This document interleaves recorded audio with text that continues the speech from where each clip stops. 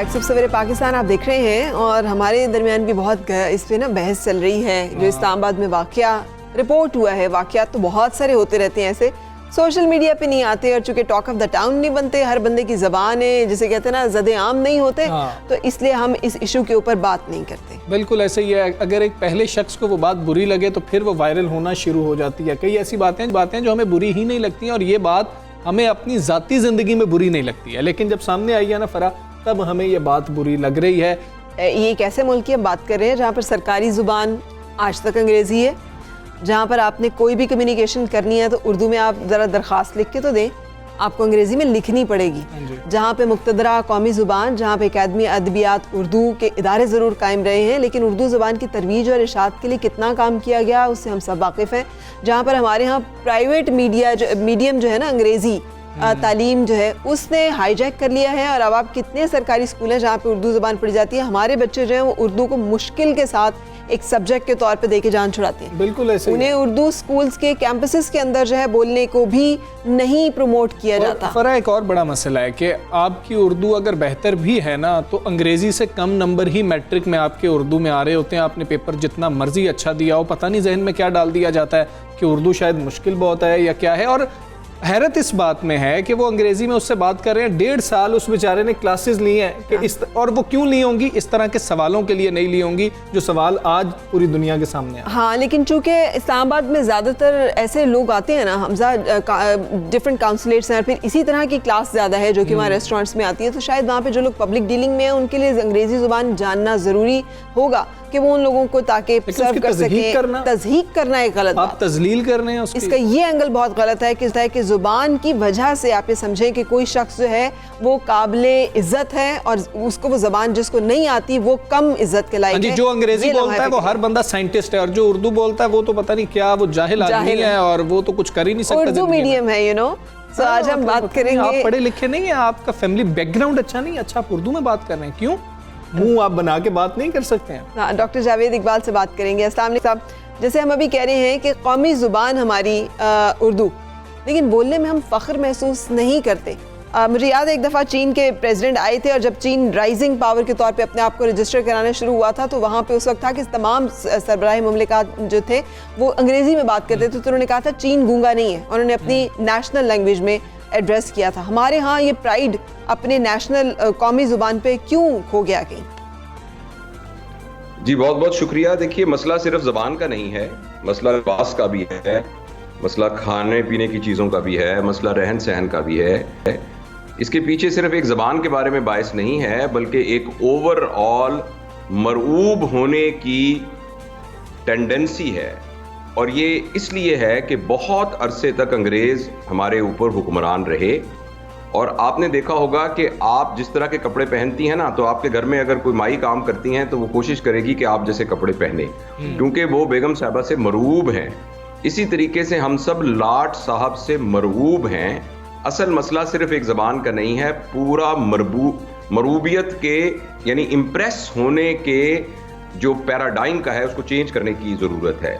देखिए, हम सब किसी ना किसी से इम्प्रेस होते हैं, लेकिन ये समझना हमें बहुत ज़रूरी है कि किसी से इम्प्रेस होना बुरी बात नहीं है, मगर इम्प्रेस होना चाहिए जायज़ रीज़न की वजह से, सही क्वालिटीज़ की। अगर फ़र्ज़ करें आप मुझसे ज़्यादा सच बोलती हैं तो मुझे आपसे ज़रूर मरूब होना चाहिए। आप मुझसे ज़्यादा दयानतदार हैं, आप मुझसे ज़्यादा हार्ड वर्किंग हैं, तो मुझे आपसे बहुत मरूब होना चाहिए। लेकिन ये जो मरूबियत लिबास, ज़बान, रहन सहन की बुनियाद पर है, ये एक छोटी सी वीडियो से हम एक्चुअली कोई नतीजा नहीं निकाल सकते, क्योंकि हमें इसके कॉन्टेक्स्ट का नहीं पता। लेकिन ये बात आपकी बिल्कुल दुरुस्त है कि हमारे मुआशरे के अंदर बड़ा बनने के लिए जो मयार और जो वैल्यू सिस्टम है उसको बिल्कुल रिवाइज करने की ज़रूरत है।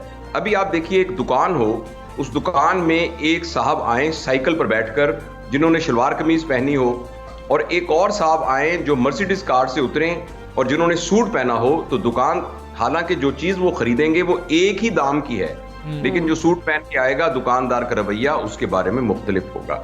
तो इस सारे पैराडाइम को चेंज करने की ज़रूरत है, और इसकी एक बुनियादी वजह हमारे जहन माइंड सेट ये है कि हमने अपने बच्चों को महंगे स्कूलों में डालना है।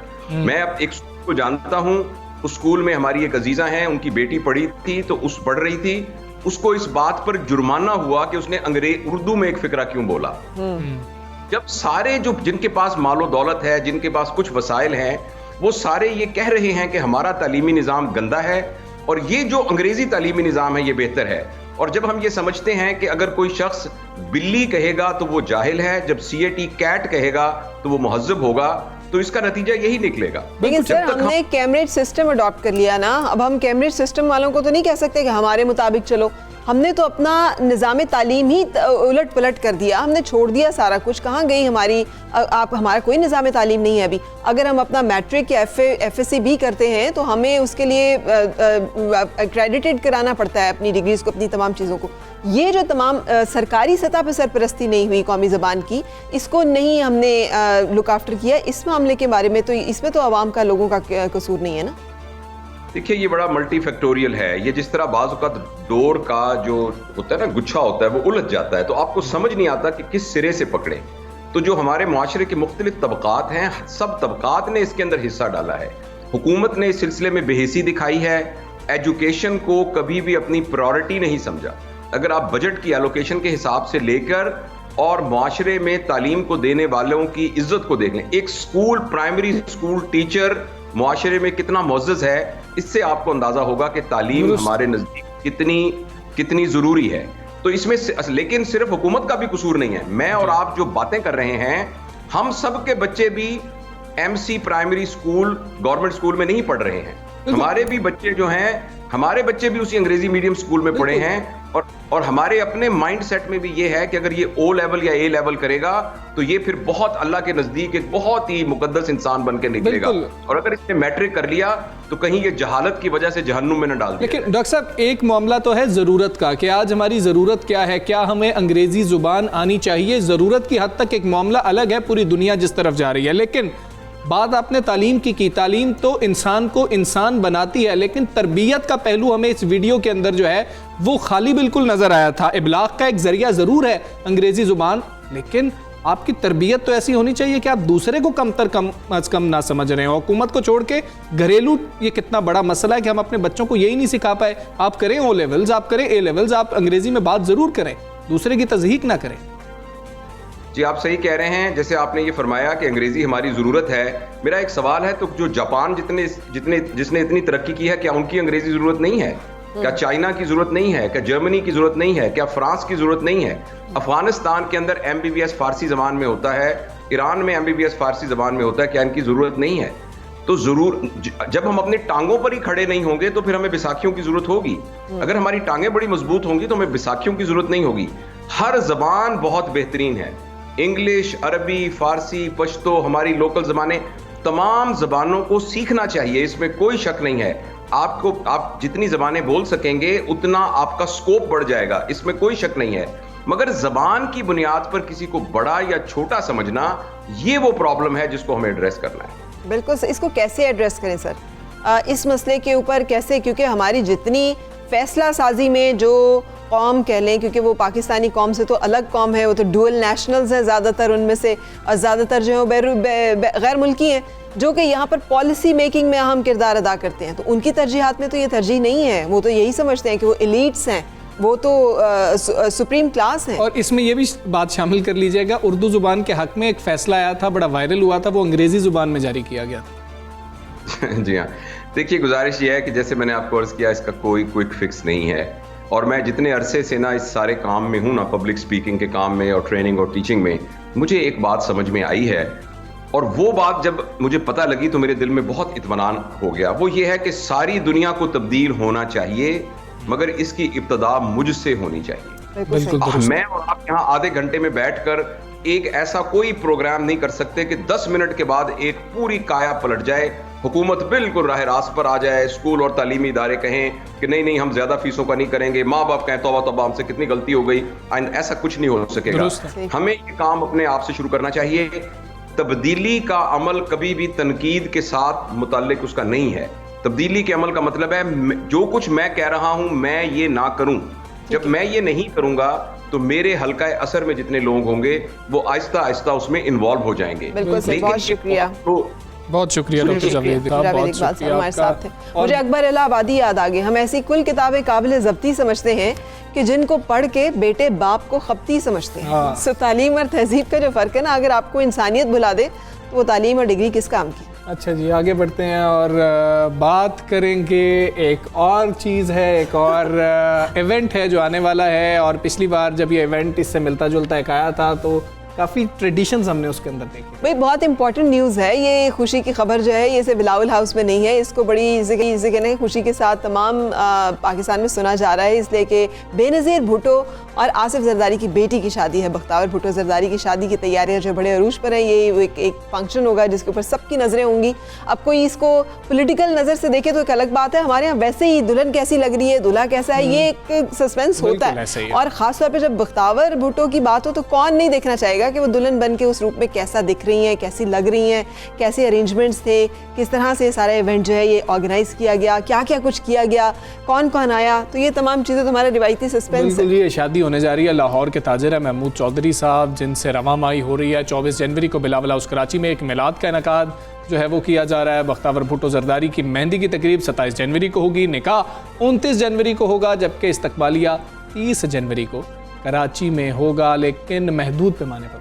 और लाइक एवरी ब्राइड आजकल जो है बख्तावर भुट्टो जरदारी ने भी मेहंदी, निकाह, वलीमे की तकरीब के लिए खुसूसी ड्रेसेस जो हैं वो डिज़ाइन करवाए हैं। और उन ड्रेसेस को देखने के लिए ख़वातीन जो है बहुत एक्साइटेड हूँ, बहुत ज़्यादा। आपने उनकी शॉल देखी थी जो क्लोज करके देखेंगी कि क्या क्या काम हुआ हुआ है, क्या किसने बनाया है, कितने का जोड़ा बना है। और आइंदा आने वाले दिनों में आपको इस तरह की बहुत सारी बातें जो हैं वो भी सुनाई देंगी। और जब उनकी मंगनी की तकरीब हुई थी उसके अंदर बिलावल भुट्टो जो हैं, जो उनके भाई हैं, वो शरीक नहीं हो सके थे, वो कोरोना का शिकार थे। तो अब उम्मीद करते हैं कि ये बड़ा फैमिली के लिए एक अच्छा फंक्शन होगा, सब इसमें शिरकत करेंगे और बड़ी नेक ख्वाहिशात हम दोनों की तरफ से। बिल्कुल, हमारी जिसे कहना चाहिए पहली खातून वजीर आज़म की बेटी, ना सिर्फ पाकिस्तान बल्कि पूरी मुस्लिम दुनिया की वाहिद खातून वजीर आज़म, so we take pride in her. और उनकी बेटी की शादी है तो हम इसको पॉलिटिकल एफिलिएशन से अबव जाकर एक बेटी की शादी के तौर पर देख रहे हैं। और वो बड़ी प्यारी वीडियो थी फरा, जब जरदारी साहब ने हाथ पकड़ा हुआ है, बेटी साथ आ रही है, वो बहुत ही खूबसूरत वीडियो थी जो जारी की गई थी। बख्तावर ने खुद अपने ऑफिशियल अकाउंट से वो जारी की थी। बिल्कुल सही। अब कुछ खाने पीने की बात कर लेते हैं। शादी में ना खाना पीना भी बड़ा होता है, तो हम वैसे बात कर लेते हैं। मटन कढ़ाई मुल्क भर में तैयार। तो बेहतरीन शादी वही लगती होगी जहाँ पे खाना अच्छा होता होगा, खाना बेहतरीन होता होगा। और लेकिन शादी में एक चीज़ ये भी देखा करें कि खाने की बुराई कभी ना किया करें। जैसा भी खाना है वो बेचारों के इतने पैसे लग जाते हैं, वो बेटी ब्याह रहे होते हैं और मामलात में होते हैं, आप खाने में नक्स निकाल रहे होते हैं, बोटियां भी खाई जा रहे होते हैं और नक्स भी निकाल रहे होते हैं। खैर, हैदराबाद के इलाके में एक मकाम है जहाँ ये मटन कढ़ाई और नमकीन मटन सीख बोटी जो है, इसके जायके का कोई जवाब ही नहीं है। तो आप शादी में नहीं अगर इनवाइटेड आप इधर जा सकते हैं और खा सकते हैं। और वही वीडियोस आपको देखने को मिलेंगी जो वलीमे और शादी की वीडियोस में होती है ना। So let's enjoy. शराज भट्टी है वहाँ पर। शराज बताइए। जी बिल्कुल, मैं इस वक्त मौजूद हूँ हैदराबाद के इलाके हालानाका पर। हालानाका मटन कढ़ाई गोश्त के हवाले से मुल्क भर में काफ़ी शोहरत रखता है। यही वजह है कि ना सिर्फ हैदराबाद बल्कि सिंध के दीगर शहरों से जो लोग हैं यहाँ पर हालानाका की मटन कढ़ाई खाने के लिए आते हैं। हैदराबाद के इलाके हालानाका पर ना सिर्फ मटन कढ़ाई बल्कि नमकीन सीख बोटी भी बड़े ही मुनफरिद अंदाज में तैयार की जाती है।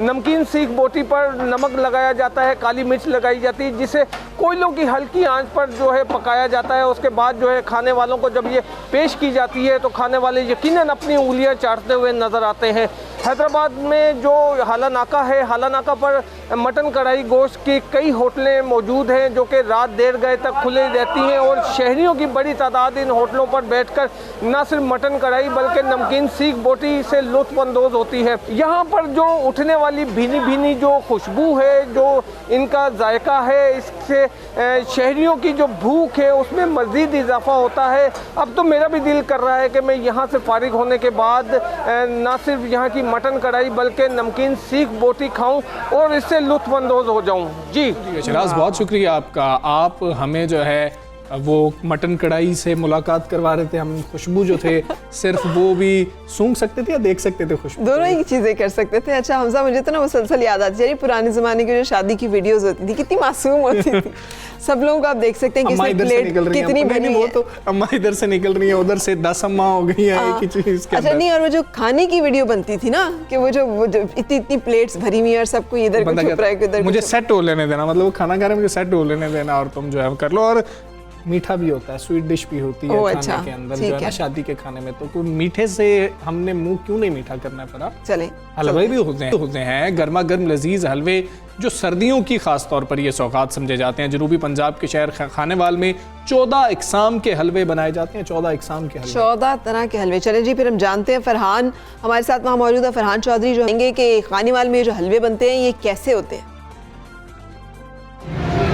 जी बिल्कुल, अगर हम बात करें सर्दियों के सौगात के हवाले से तो खानेवाल में हम इस वक्त मौजूद हैं उस स्वीट शॉप पर जिसकी 14 से ज़ायद हलवा की शक्ल में सौगातें हैं और वह न सिर्फ पाकिस्तान बल्कि दुनिया भर में खानेवाल की पहचान बना हुआ है। यहाँ पर अगर हम बात करें हलवे की वैरायटियों की तो वो हम जानने की कोशिश करते हैं इस स्वीट शॉप के मालिक से, जो अरसा 30 साल से खानेवाल और पाकिस्तान भर में अपनी मुनफरिद सौगातों की वजह से मशहूर है। जी सर बताइएगा ज़रा अपनी। हम 30 साल से खानेवाल शहर में हलवे का कारोबार और मिठाई का कर रहे हैं, जिसमें सर फहरिस्त गाजर हलवा, सोन हलवा, बादाम हलवा, काजू हलवा, खजूर का हलवा, अंजीर का हलवा, दाल का हलवा, एलोवेरा का हलवा, इसके अलावा और बहुत सारे हलवे माशाल्लाह हम बनाते रहते हैं। और अल्लाह की रहमत है कि दूर दराज से लोग हमारे हलवे को पसंद करते हैं और मंगवाते हैं दूसरे शहरों में। जी बिल्कुल, इन्होंने बताया कि गाजर का हलवा, अंजीर का हलवा, एलोवेरा का हलवा, अदरक का हलवा, बादाम का हलवा, इसके अलावा भी बहुत सारी वैरायटियाँ हैं जो न सिर्फ पाकिस्तान में बल्कि दुनिया भर में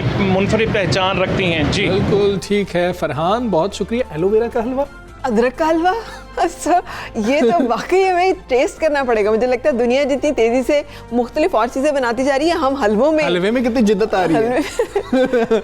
एलोवेरा का हलवा। We wish you a happy successful Weekend. Life, weekend and day, सारा कुछ। हम दोनों को इजाजत दीजिए, मंडे को फिर मुलाकात होगी। अल्लाह हाफिज।